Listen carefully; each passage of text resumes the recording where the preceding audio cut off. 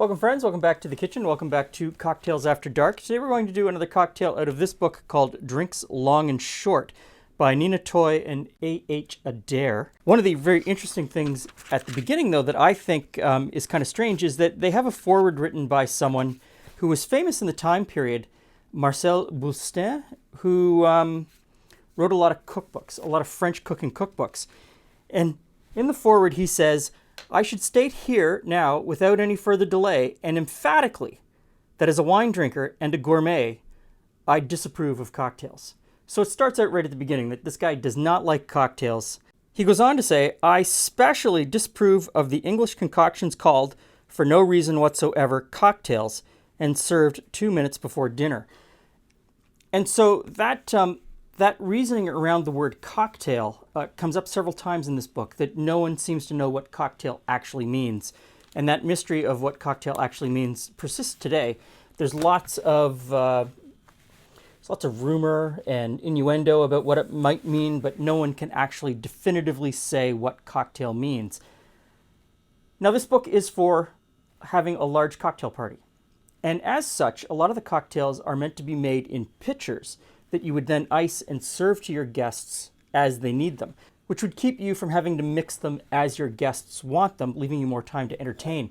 And this cocktail is no exception. You're supposed to make it in a jug. So I've taken the proportions out, and I think we can make it as 2 cocktails and see how it works out.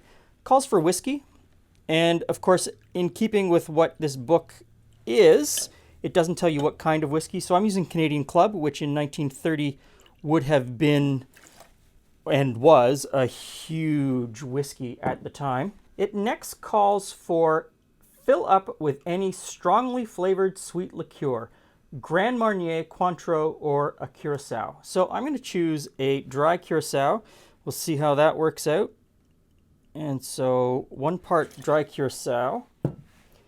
Next in, it says to use some cloves. So in go the cloves. Next, 3 or 4 drops of orange bitters. So let's see, 1, 2, 3, 4.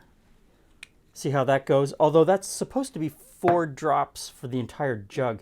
So I might have overdone it with the orange bitters. And next we ice and shake.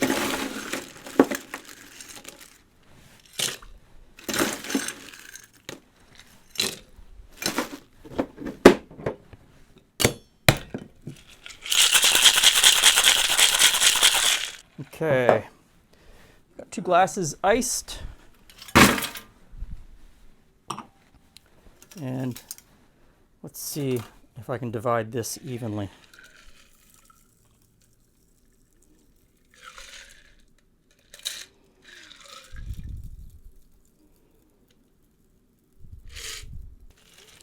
Hey, Jules.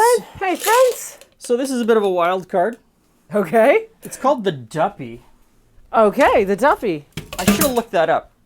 Was there something in the 1930s that Duppy? I keep looking at the book and thinking, I'm misreading it. It must be Duffy. But no, it's Duppy.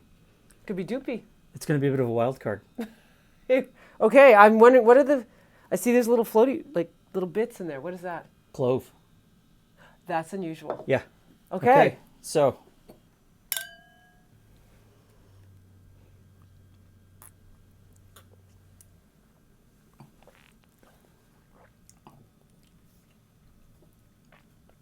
Huh.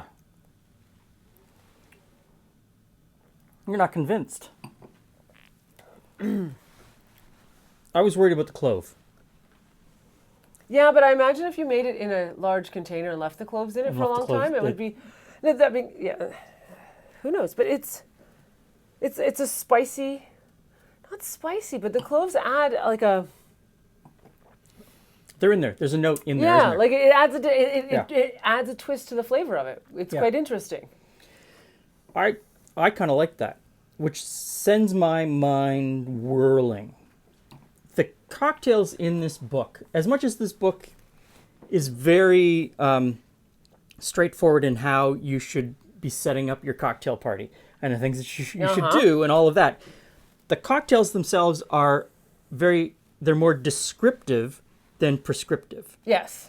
Cocktail books in this time period, most of them, were very specific about, if not the exact brand of whiskey you should be using, but the style of whiskey you should be using. This one is more like, use a whiskey. Use, gives you like 4 different versions of what you could use for the Curaçao. Oh, so the Curaçao. Okay. Right? And even in the way that it's worded, you could put a different kind of liqueur in instead of Curaçao, which opens up so many possibilities. Well, it does, but it can also be many ways they can go wrong. Well, yeah, I mean, yes, that's the other thing. You could come across a combination of flavors that just does not work. And the other thing that I find very interesting about this book is the idea of a bulk cocktail, something which has come back into vogue, especially during COVID. A lot of the bars in Toronto and restaurants in Toronto, the only reason they made it through COVID was they sold bottled cocktails already made. And that was a real big thing that helped them with their business. And I wonder if that will continue, if people will go back to that kind of entertaining instead of mixing cocktails individually. These are the things we don't know. We'll just have to wait and see and participate. But that's the Duppy. I would say I would give that a try and try it with a bunch of different whiskeys and different Curaçaos. Try it with Grand Marnier. Try it with... Yeah, this version isn't necessarily something I would have a second one. No? No. I might have a second one. There you go. Thanks for stopping by. See you again soon.